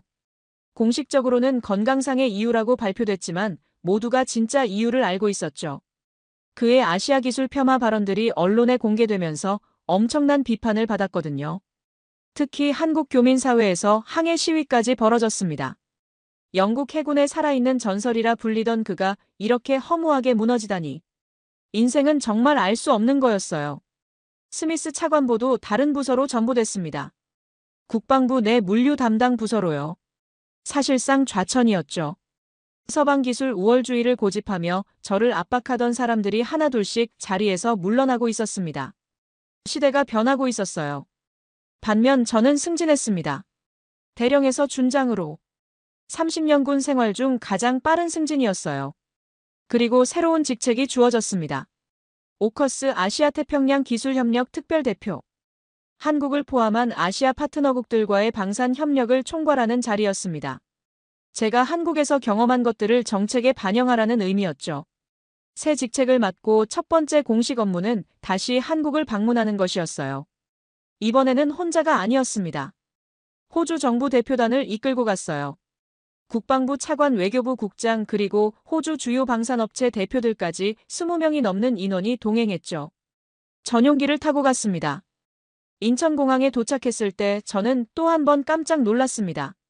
박민서 제독을 비롯한 한국 해군 수뇌부가 총출동해 있었거든요. 활주로에 레드카펫이 깔려 있었고 의장대가 도열해 있었습니다. 국빈급 예우였어요. 한 달 전만 해도 군법회의에 회부될 뻔했던 제가 이제 이런 대접을 받고 있다니. 세상 참 많이 변했구나 싶었습니다. 박민서 제독이 저를 껴안으며 말했습니다. 톰슨 준장 아니 이제 장군님이라고 불러야겠군요. 다시 만나서 정말 반갑습니다. 당신 덕분에 한국의 기술력이 세계에 알려졌어요. 우리 국민들 모두가 감사하고 있습니다. 저도 진심으로 기뻤어요. 제동님 저야말로 감사합니다. 한국에서 보낸 열흘이 제 인생을 완전히 바꿔놓았습니다. 가장 큰 행운은 제동님 같은 분들을 만난 거였어요. 이틀간의 공식 일정이 빽빽하게 잡혀 있었습니다. 청와대 예방국방부 회담 조선소 시찰 그리고 수많은 회의들. 하지만 가장 중요한 건 마지막 날 서명식이었어요. 양국은 역사적인 합의에 도달했습니다. 한호방산 기술 협력 양해각서. 한국의 조선기술과 원자로 기술 그리고 호주의 해양 운용 경험과 인도태평양 네트워크를 결합해서 차세대 잠수함을 공동 개발하기로 한 거예요. 오커스의 틀 안에서 한국이 핵심 파트너로 참여하게 된 겁니다. 서명식장은 서울 용산 국방부 대회의실이었습니다. 양국 국기가 나란히 걸려 있었고 수백 명의 인사들이 자리를 채웠어요. 카메라 플래시가 쉴 새 없이 터졌습니다. 한국 국방장관이 먼저 연설했어요. 오늘은 역사적인 날입니다. 한국과 호주가 손을 잡고 인도태평양의 평화와 안정을 위해 함께 나아가기로 했습니다. 이 협력은 단순한 무기 거래가 아닙니다. 가치를 공유하는 두 나라의 진정한 동맹입니다. 그리고 이 모든 것은 한 사람의 용기에서 시작됐습니다. 마이클 톰슨 준장에게 깊은 감사를 표합니다. 제가 연단에 올랐을 때 박수가 터져나왔습니다. 저는 준비한 원고를 내려놓고 마음에서 우러나오는 말을 했어요. 5년 전 이 나라에 처음 왔을 때 저는 편견으로 가득 찬 사람이었습니다. 하지만 한국은 그 모든 편견을 부숴버렸습니다. 오늘 이 서명은 시작일 뿐입니다. 앞으로 우리가 함께 만들어갈 미래가 더 기대됩니다. 한국에서 돌아온 지 3달이 지났습니다. 저는 새로운 일상에 적응하고 있었어요. 준장으로서의 업무는 대령 시절보다 훨씬 바빴지만 그만큼 보람도 컸습니다. 매주 한국 측 담당자들과 화상회의를 하고 분기마다 서울을 방문했죠. 한국어 인사말 정도는 할 수 있게 됐어요. 안녕하세요. 감사합니다. 맛있습니다. 한국 분들이 제가 서툰 한국어로 인사하면 정말 좋아해 주셨어요. 어느 날 저녁이었습니다. 퇴근하고 집에 돌아왔는데 딸 에밀리가 거실에서 저를 기다리고 있었어요. 22살 대학생인 그녀는 해양생물학을 전공하고 있었습니다. 아내 사라를 닮아서 바다를 좋아했죠. 어릴 때부터 돌고래와 고래에 푹 빠져 살았어요. 아빠 잠깐 얘기 좀 해도 돼요? 저는 넥타이를 풀며 소파에 앉았습니다. 그래 무슨 일이니? 에밀리가 조금 긴장한 표정으로 말했어요. 저 한국에 가고 싶어요. 교환학생으로요. 저는 놀라서 물었습니다. 한국에? 갑자기 왜? 무슨 일 있었니? 에밀리가 설명했어요. 아빠가 한국에서 돌아온 후에 저도 한국에 대해 엄청 많이 찾아봤어요. 유튜브도 보고 다큐멘터리도 보고 뉴스 기사도 읽었어요. 정말 대단한 나라더라고요. 특히 해양기술 분야에서요. 한국해양과학기술원이 세계 최고 수준이래요. 심해 탐사기술이랑 해양생태계 연구에서 선도적인 연구를 하고 있대요. 거기서 공부하고 싶어요. 저는 잠시 말이 없었습니다. 에밀리가 걱정스러운 표정으로 물었어요. 아빠 반대해요? 저는 천천히 고개를 저었습니다. 아니 반대하는 게 아니야. 그냥 생각이 많아서. 1년 전만 해도 나는 아시아에 대한 편견으로 가득 찬 사람이었어. 한국 기술을 무시했고 그들의 능력을 인정하지 않았어. 그런 내 딸이 이제 한국에서 공부하겠다고 하니까 감회가 새롭구나. 에밀리가 저를 안으며 말했어요. 아빠가 변했잖아요. 아빠가 한국에서 보여준 용기 덕분에 저도 새로운 세상을 보게 됐어요. 아빠처럼 편견 없이 세상을 보는 사람이 되고 싶어요. 저는 미소를 지으며 대답했습니다. 가거라. 아빠가 아는 분들에게 연락해서 도움을 요청해 볼게. 한국에서 좋은 경험 많이 해라. 에밀리가 환하게 웃었어요. 정말요? 고마워요, 아빠. 사랑해요. 며칠 후 저는 김유진 씨에게 연락했습니다. 그녀는 이제 한국 국방부 국제협력과에서 일하고 있었어요. 통역관에서 정식 외교관으로 승진한 거였죠. 제 딸이 한국에서 해양생물학을 공부하고 싶어 합니다. 교환학생 프로그램에 대해 조언을 구할 수 있을까요? 김유진 씨가 전화 너머로 기뻐하는 목소리가 들렸어요. 물론이죠, 준장님. 제가 직접 챙기겠습니다. 한국해양과학기술원에 아는 교수님이 계세요. 소개해드릴게요. 에밀리 씨가 한국에서 정말 좋은 경험을 하실 수 있도록 최선을 다할게요. 그해 가을 에밀리는 한국으로 떠났습니다. 시드니 국제공항에서 그녀를 배웅할 때 저는 복잡한 감정을 느꼈어요. 기쁨과 걱정과 자부심이 뒤섞인 감정이었죠. 아내 사라가 제 손을 잡으며 말했습니다. 괜찮아요, 마이클. 에밀리는 당신 딸이에요. 잘 해낼 거예요. 에밀리가 출국장으로 들어가기 전에 저를 꽉 안으며 말했어요. 아빠 정말 고마워요. 아빠가 한국에서 보여준 용기 덕분에 저도 이 도전을 할 수 있게 됐어요. 열심히 하고 올게요. 아빠를 실망시키지 않을게요. 저는 눈물을 참으며 대답했습니다. 가서 열심히 배워라. 그리고 한국 사람들에게서 많이 배워라. 그들은 불가능을 가능으로 만드는 사람들이야. 포기하지 않는 법을 배워오렴. 비행기가 이륙하는 것을 유리창 너머로 바라보면서 저는 생각했어요. 이것이 진정한 외교구나. 정치인들의 형식적인 악수나 조약 서명이 아니라 사람과 사람 사이의 진심 어린 연결. 가족이 서로의 나라를 오가고 젊은이들이 함께 공부하고 우정을 쌓는 것. 그것이 진짜 동맹을 만드는 거구나. 에밀리는 한국에서 정말 행복한 시간을 보냈습니다. 한국어를 열심히 배워서 일상 대화가 가능해졌고 한국 친구들도 많이 사귀었어요. 방학 때마다 한국 친구들을 호주로 초대했고 저희 집은 젊은이들의 웃음소리로 가득 찼습니다. 사라가 한국 음식을 배워서 그 친구들에게 대접하기도 했어요. 그로부터 5년이 흘렀습니다. 2030년 봄이었어요. 벚꽃이 흐드러지게 피는 4월이었죠. 저는 다시 한국에 와 있었습니다. 이번에는 정말 특별한 행사에 참석하기 위해서였어요. 거제도 한화오션 조선소에서 열리는 한국 최초의 핵추진 잠수함 진수식이었습니다. 드디어 해룡이 세상의 모습을 드러내는 날이었어요. 5년 전 최수연 박사가 보여줬던 그 설계도가 현실이 된 거였습니다. 조선소 도크에는 수천 명의 인파가 모여 있었습니다. 한국 대통령, 국방장관, 해군참모 총장 그리고 미국, 영국, 호주, 일본을 비롯한 세계 각국의 귀빈들. 저도 호주 정부 대표로 공식 초청을 받았어요. 이제 중장이 된 저는 호주 해군 부참모 총장 직책을 맡고 있었습니다. 거대한 검은 선체가 도크 안에서 위용을 드러냈습니다.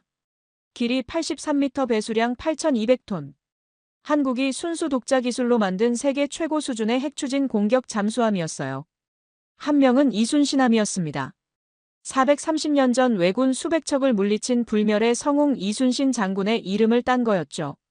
이보다 더 적절한 이름은 없을 거예요. 진수식이 시작됐습니다. 한국 대통령이 연단에 올랐어요. 전 세계로 생중계되고 있었습니다. 오늘 우리는 역사적인 순간을 맞이했습니다. 75년 전 삭바느질로 첫 전투함을 샀던 대한민국 해군이 이제 세계 최고의 핵추진 잠수함을 보유하게 됐습니다. 이것은 기적이 아닙니다. 우리 국민의 피와 땀과 눈물의 결정체입니다. 포기하지 않고 불가능에 도전한 모든 분들의 승리입니다. 우레와 같은 박수가 터져나왔습니다. 저도 손이 아프도록 박수를 쳤어요. 대통령이 말을 이었습니다. 오늘 이 자리에 특별한 분을 모셨습니다. 5년 전 전 세계에 한국의 잠재력을 알려주신 분. 자신의 군 경력을 걸고 진실을 말해주신 분. 그분의 용기가 없었다면 오늘 이 자리는 없었을 것입니다. 마이클 톰슨 중장님을 소개합니다. 저는 연단으로 걸어 올라갔습니다. 다리가 떨렸어요. 수천 명의 시선과 전 세계 카메라가 저를 향해 있었습니다. 마이크 앞에 섰을 때 순간 아무 말도 나오지 않았어요. 그때 객석에서 익숙한 얼굴들이 보였습니다. 박민서 제독, 김태준 부사장, 최수연 박사, 장호석 장군 그리고 김유진 과장. 5년 전 저와 함께했던 그분들이 모두 환하게 웃고 있었어요. 저는 깊은 숨을 쉬고 말하기 시작했습니다. 5년 전 이 나라에 처음 왔을 때 저는 편견으로 가득 찬 사람이었습니다. 30년간 서방 기술이 최고라고 믿어왔고 아시아는 우리를 따라올 수 없다고 생각했습니다. 하지만 한국은 제 그 모든 오만과 편견을 열흘 만에 완전히 부숴버렸습니다. 잠시 숨을 고르고 계속했어요. 이 잠수함을 만든 것은 저도 호주도 미국도 아닙니다. 한국인들입니다. 밤잠을 줄여가며 설계도를 그린 엔지니어들. 영하 160도를 견디는 용접을 해낸 기술자들. 용광로 앞에서 특수강을 만든 노동자들. 그리고 70년간 한 번도 포기하지 않고 꿈을 지켜온 모든 분들. 오늘의 영광은 그분들의 것입니다. 박수가 다시 터져나왔습니다. 마지막으로 저는 말했어요. 저는 군인입니다. 군인에게 가장 중요한 덕목은 용기입니다. 하지만 한국에서 저는 진짜 용기가 뭔지 배웠습니다. 진짜 용기는 총을 드는 게 아닙니다. 불가능 앞에서 포기하지 않는 것입니다. 절망 속에서도 희망을 잃지 않는 것입니다. 한국은 그 용기를 70년간 보여줬습니다. 저는 오늘 이 순간을 평생 잊지 못할 것입니다. 감사합니다. 진수식이 끝나고 리셉션이 열렸습니다. 김태준 부사장이 샴페인 잔을 들고 다가왔어요. 중장님, 5년 전 그날 밤 기억나세요? 마포 작은 식당에서 소주 마시면서 이야기하던 그때요. 저는 웃으며 대답했습니다. 물론이죠. 평생 잊지 못합니다. 그때 젊은 연구원들이 해준 이야기가 아직도 생생해요. 김태준 부사장이 눈시울을 붉히며 말했어요. 그때 저희가 말씀드렸잖아요. 언젠가는 반드시 만들 거라고. 설계도는 머릿속에 있고 조선소 도크는 비워져 있다고. 오늘 그 약속을 지켰습니다. 저도 잔을 들었습니다. 축하합니다. 그리고 감사합니다. 제 인생을 바꿔주셔서요. 한국은 저에게 제2의 고향입니다. 창밖으로 이순신함의 검은 선체가 햇빛을 받아 빛나고 있었습니다. 저 잠수함이 앞으로 수십 년간 한국의 바다를 지킬 거예요. 태평양 깊은 곳 어딘가에서 조용히 한국을 지키겠죠. 그리고 제가 한국에서 배운 교훈도 영원히 남을 겁니다. 진실은 반드시 승리한다. 포기하지 않으면 기적은 반드시 일어난다. 저는 잔을 높이 들었습니다. 대한민국 해군 만세. 이순신함 만세. 그리고 포기하지 않는 모든 분들에게 경의를 표합니다. 캔버라로 돌아온 저를 기다리고 있던 것은 예상과 완전히 달랐습니다. 질책이나 징계가 아니라 환영이었어요. 시드니 국제공항에 도착했을 때 저는 눈을 의심했습니다. 국방부 의전팀이 정장 차림으로 도열해 있었고 그 뒤에는 수십 명의 기자들이 카메라와 마이크를 들고 서 있었거든요. 플래시가 터지고 기자들이 제 이름을 부르며 질문을 쏟아냈습니다. 알고 보니 제 보고서가 언론에 유출되어 호주 전체가 발칵 뒤집힌 거였어요. 한국의 숨겨진 기술력 호주군 대령이 폭로하다라는 제목으로 모든 신문 일면을 장식했고 방송에서는 연일 특집 프로그램을 편성해서 내보내고 있었습니다. SNS에서는 제 이름이 실시간 검색어 1위에 올랐다고 했어요. 호주 국민들이 한국 기술에 대해 이렇게 큰 관심을 보인 것은 처음이라고 했습니다. 국방장관이 직접 저를 맞이했어요. 그는 카메라 앞에서 공식 성명을 발표했습니다. 목소리가 진지하고 무게감이 있었죠. 톰슨 대령은 엄청난 정치적 압박 속에서도 진실을 말할 용기를 보여줬습니다. 군인으로서 가장 어려운 선택을 했고 가장 옳은 길을 택했습니다. 그의 보고서는 호주의 국방 전략의 근본적인 변화를 가져올 것입니다. 우리는 한국과의 방산 협력을 전면 재검토할 것이며 아시아 파트너십에 대한 기존 관점을 완전히 수정할 것입니다. 기자들의 질문이 쏟아졌어요. 저는 최대한 담담하게 대답하려고 노력했습니다. 하지만 목소리가 떨렸어요. 이틀 전만 해도 군법회의에 회부될 각오를 하고 있었는데 지금 이 상황이 믿기지 않았거든요. 저는 특별한 일을 한 게 아닙니다. 군인으로서 당연히 해야 할 일을 했을 뿐입니다. 한국에서 제가 본 것은 불가능을 가능으로 만드는 사람들이었습니다. 70년 전 완전한 폐허에서 시작해서 세계 최고의 기술 강국이 된 나라. 삭바느질로 첫 전투함을 사고 시멘트를 부어서라도 배를 띄우던 그 불굴의 정신. 그것이 오늘의 한국을 만들었습니다. 기자가 물었어요. 한국의 기술력이 정말 서방 수준에 도달했다고 보십니까? 일부에서는 과장됐다는 비판도 있는데요. 저는 명확하게 대답했습니다. 도달한 정도가 아닙니다. 일부 분야에서는 이미 서방을 추월했습니다. 조선기술 반도체 디스플레이 그리고 방산 분야까지. 한국은 더 이상 추격자가 아닙니다. 선도자입니다. 제가 직접 두 눈으로 확인했습니다. 데이터는 거짓말을 하지 않습니다. 다른 기자가 질문했어요. 한국의 핵추진 잠수함 개발 가능성은 어떻게 보십니까? 실현 가능한 이야기입니까? 저는 잠시 생각한 후 신중하게 대답했습니다. 기술적으로는 이미 준비가 완료됐습니다. 제가 직접 한국의 원자력 연구원을 방문해서 확인했어요. 한국의 소형 모듈 원자로 기술은 세계 최고 수준입니다. 일부 지표에서는 미국을 앞서고 있습니다. 문제는 기술이 아니라 정치적 제약입니다.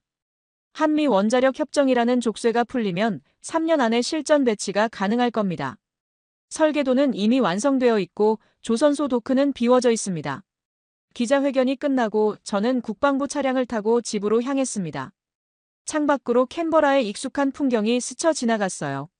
하지만 모든 것이 달라 보였습니다. 열흘 전 한국으로 떠날 때와는 완전히 다른 사람이 되어 돌아온 것 같았거든요. 집 앞에 도착했을 때 아내 사라와 딸 에밀리가 현관 앞에서 기다리고 있었습니다. 사라가 저를 꽉 껴안으며 말했어요. 마이클, 당신이 정말 자랑스러워요. TV에서 당신 인터뷰 봤어요. 눈물이 났어요. 에밀리도 울면서 말했어요. 아빠, 저 뉴스에서 다 봤어요.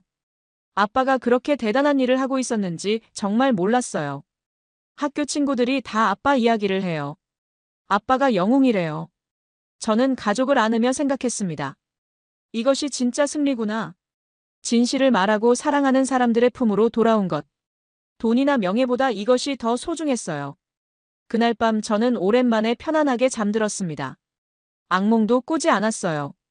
20년 전 태즈먼 해사고 이후로 처음이었습니다. 드디어 마음의 짐을 내려놓은 기분이었어요. 귀국 후 한 달이 지났습니다. 그 사이에 정말 많은 일이 있었어요.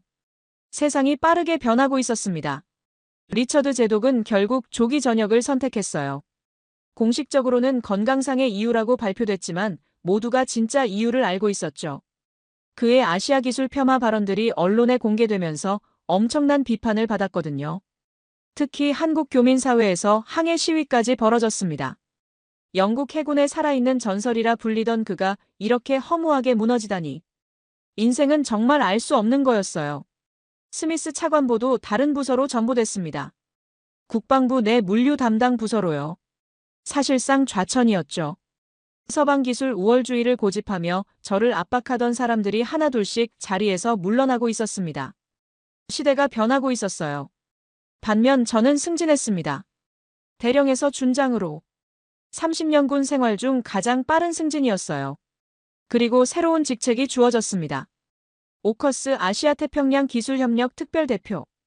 한국을 포함한 아시아 파트너국들과의 방산 협력을 총괄하는 자리였습니다. 제가 한국에서 경험한 것들을 정책에 반영하라는 의미였죠. 새 직책을 맡고 첫 번째 공식 업무는 다시 한국을 방문하는 것이었어요. 이번에는 혼자가 아니었습니다. 호주 정부 대표단을 이끌고 갔어요. 국방부 차관, 외교부 국장, 그리고 호주 주요 방산업체 대표들까지 20명이 넘는 인원이 동행했죠. 전용기를 타고 갔습니다. 인천공항에 도착했을 때 저는 또 한 번 깜짝 놀랐습니다. 박민서 제독을 비롯한 한국 해군 수뇌부가 총출동해 있었거든요. 활주로에 레드카펫이 깔려 있었고 의장대가 도열해 있었습니다. 국빈급 예우였어요. 한 달 전만 해도 군법회의에 회부될 뻔했던 제가 이제 이런 대접을 받고 있다니. 세상 참 많이 변했구나 싶었습니다. 박민서 제독이 저를 껴안으며 말했습니다. 톰슨 준장, 아니 이제 장군님이라고 불러야겠군요. 다시 만나서 정말 반갑습니다. 당신 덕분에 한국의 기술력이 세계에 알려졌어요. 우리 국민들 모두가 감사하고 있습니다. 저도 진심으로 기뻤어요. 제독님, 저야말로 감사합니다. 한국에서 보낸 열흘이 제 인생을 완전히 바꿔놓았습니다. 가장 큰 행운은 제독님 같은 분들을 만난 거였어요. 이틀간의 공식 일정이 빽빽하게 잡혀 있었습니다. 청와대 예방국방부 회담, 조선소 시찰, 그리고 수많은 회의들. 하지만 가장 중요한 건 마지막 날 서명식이었어요. 양국은 역사적인 합의에 도달했습니다. 한호방산 기술 협력 양해각서. 한국의 조선기술과 원자로 기술, 그리고 호주의 해양 운용 경험과 인도태평양 네트워크를 결합해서 차세대 잠수함을 공동 개발하기로 한 거예요. 오커스의 틀 안에서 한국이 핵심 파트너로 참여하게 된 겁니다. 서명식장은 서울 용산 국방부 대회의실이었습니다. 양국 국기가 나란히 걸려 있었고 수백 명의 인사들이 자리를 채웠어요. 카메라 플래시가 쉴 새 없이 터졌습니다. 한국 국방장관이 먼저 연설했어요. 오늘은 역사적인 날입니다. 한국과 호주가 손을 잡고 인도태평양의 평화와 안정을 위해 함께 나아가기로 했습니다. 이 협력은 단순한 무기 거래가 아닙니다.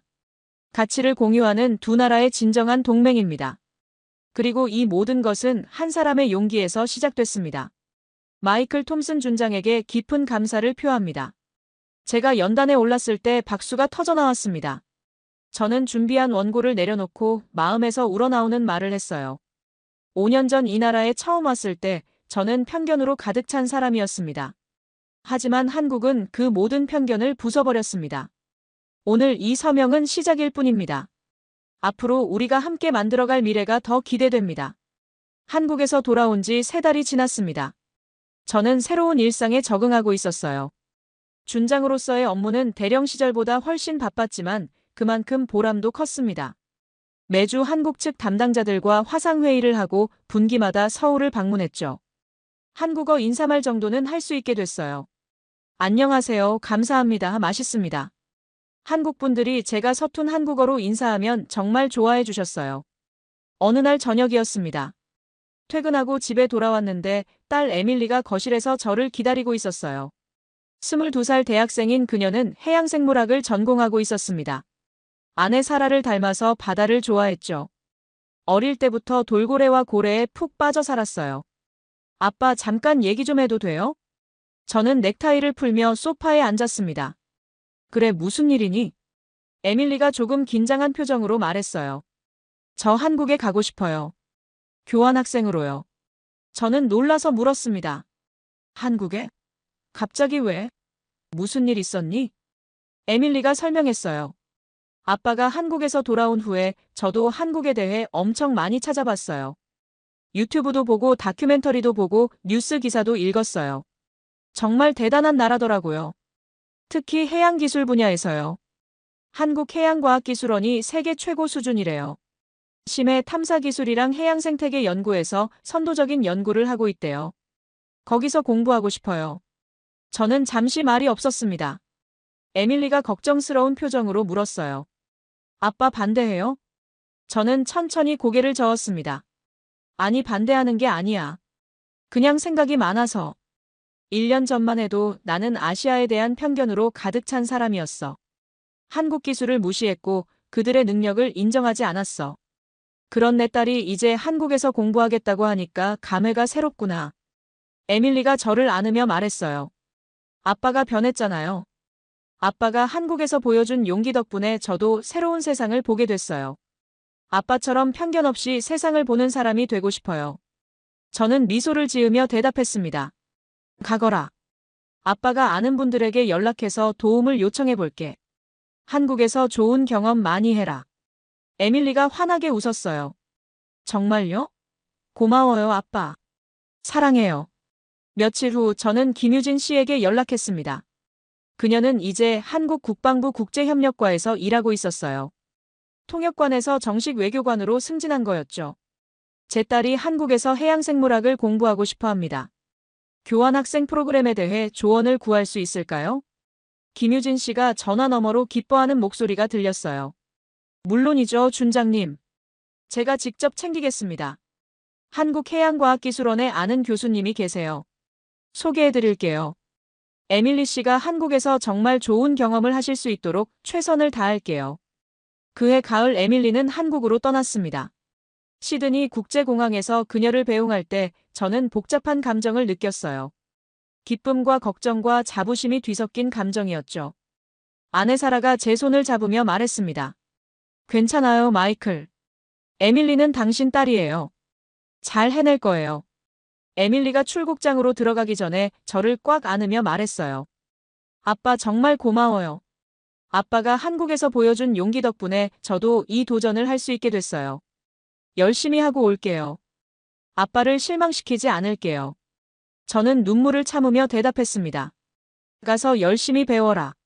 그리고 한국 사람들에게서 많이 배워라. 그들은 불가능을 가능으로 만드는 사람들이야. 포기하지 않는 법을 배워오렴. 비행기가 이륙하는 것을 유리창 너머로 바라보면서 저는 생각했어요. 이것이 진정한 외교구나. 정치인들의 형식적인 악수나 조약 서명이 아니라 사람과 사람 사이의 진심 어린 연결. 가족이 서로의 나라를 오가고 젊은이들이 함께 공부하고 우정을 쌓는 것. 그것이 진짜 동맹을 만드는 거구나. 에밀리는 한국에서 정말 행복한 시간을 보냈습니다. 한국어를 열심히 배워서 일상 대화가 가능해졌고 한국 친구들도 많이 사귀었어요. 방학 때마다 한국 친구들을 호주로 초대했고 저희 집은 젊은이들의 웃음소리로 가득 찼습니다. 사라가 한국 음식을 배워서 그 친구들에게 대접하기도 했어요. 그로부터 5년이 흘렀습니다. 벚꽃이 흐드러지게 피는 4월이었죠. 저는 다시 한국에 와 있었습니다. 이번에는 정말 특별한 행사에 참석하기 위해서였어요. 거제도 한화오션 조선소에서 열리는 한국 최초의 핵추진 잠수함 진수식이었습니다. 드디어 해룡이 세상의 모습을 드러내는 날이었어요. 5년 전 최수연 박사가 보여줬던 그 설계도가 현실이 된 거였습니다. 조선소 도크에는 수천 명의 인파가 모여 있었습니다.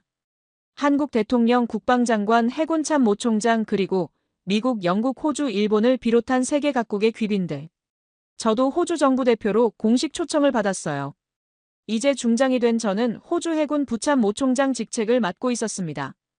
거대한 검은 선체가 도크 안에서 위용을 드러냈습니다. 길이 83m, 배수량 8,200톤. 한국이 순수 독자 기술로 만든 세계 최고 수준의 핵추진 공격 잠수함이었어요. 한 명은 이순신함이었습니다. 430년 전 왜군 수백 척을 물리친 불멸의 성웅 이순신 장군의 이름을 딴 거였죠. 이보다 더 적절한 이름은 없을 거예요. 진수식이 시작됐습니다. 한국 대통령이 연단에 올랐어요. 전 세계로 생중계되고 있었습니다. 오늘 우리는 역사적인 순간을 맞이했습니다. 75년 전 삭바느질로 첫 전투함을 샀던 대한민국 해군이 이제 세계 최고의 핵추진 잠수함을 보유하게 됐습니다. 이것은 기적이 아닙니다. 우리 국민의 피와 땀과 눈물의 결정체입니다. 포기하지 않고 불가능에 도전한 모든 분들의 승리입니다. 우레와 같은 박수가 터져나왔습니다. 저도 손이 아프도록 박수를 쳤어요. 대통령이 말을 이었습니다. 오늘 이 자리에 특별한 분을 모셨습니다. 5년 전 전 세계에 한국의 잠재력을 알려주신 분. 자신의 군 경력을 걸고 진실을 말해주신 분. 그분의 용기가 없었다면 오늘 이 자리는 없었을 것입니다. 마이클 톰슨 중장님을 소개합니다. 저는 연단으로 걸어 올라갔습니다. 다리가 떨렸어요. 수천 명의 시선과 전 세계 카메라가 저를 향해 있었습니다. 마이크 앞에 섰을 때 순간 아무 말도 나오지 않았어요. 그때 객석에서 익숙한 얼굴들이 보였습니다. 박민서 제독, 김태준 부사장, 최수연 박사, 장호석 장군 그리고 김유진 과장. 5년 전 저와 함께했던 그분들이 모두 환하게 웃고 있었어요. 저는 깊은 숨을 쉬고 말하기 시작했습니다. 5년 전 이 나라에 처음 왔을 때 저는 편견으로 가득 찬 사람이었습니다. 30년간 서방 기술이 최고라고 믿어왔고 아시아는 우리를 따라올 수 없다고 생각했습니다. 하지만 한국은 제 그 모든 오만과 편견을 열흘 만에 완전히 부숴버렸습니다. 잠시 숨을 고르고 계속했어요. 이 잠수함을 만든 것은 저도 호주도 미국도 아닙니다. 한국인들입니다. 밤잠을 줄여가며 설계도를 그린 엔지니어들. 영하 160도를 견디는 용접을 해낸 기술자들. 용광로 앞에서 특수강을 만든 노동자들. 그리고 70년간 한 번도 포기하지 않고 꿈을 지켜온 모든 분들.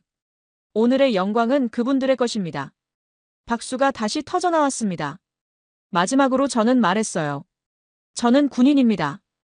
군인에게 가장 중요한 덕목은 용기입니다. 하지만 한국에서 저는 진짜 용기가 뭔지 배웠습니다. 진짜 용기는 총을 드는 게 아닙니다. 불가능 앞에서 포기하지 않는 것입니다. 절망 속에서도 희망을 잃지 않는 것입니다. 한국은 그 용기를 70년간 보여줬습니다. 저는 오늘 이 순간을 평생 잊지 못할 것입니다. 감사합니다. 진수식이 끝나고 리셉션이 열렸습니다. 김태준 부사장이 샴페인 잔을 들고 다가왔어요. 중장님, 5년 전 그날 밤 기억나세요? 마포 작은 식당에서 소주 마시면서 이야기하던 그때요. 저는 웃으며 대답했습니다. 물론이죠. 평생 잊지 못합니다. 그때 젊은 연구원들이 해준 이야기가 아직도 생생해요. 김태준 부사장이 눈시울을 붉히며 말했어요. 그때 저희가 말씀드렸잖아요. 언젠가는 반드시 만들 거라고. 설계도는 머릿속에 있고 조선소 도크는 비워져 있다고. 오늘 그 약속을 지켰습니다. 저도 잔을 들었습니다. 축하합니다. 그리고 감사합니다. 제 인생을 바꿔주셔서요.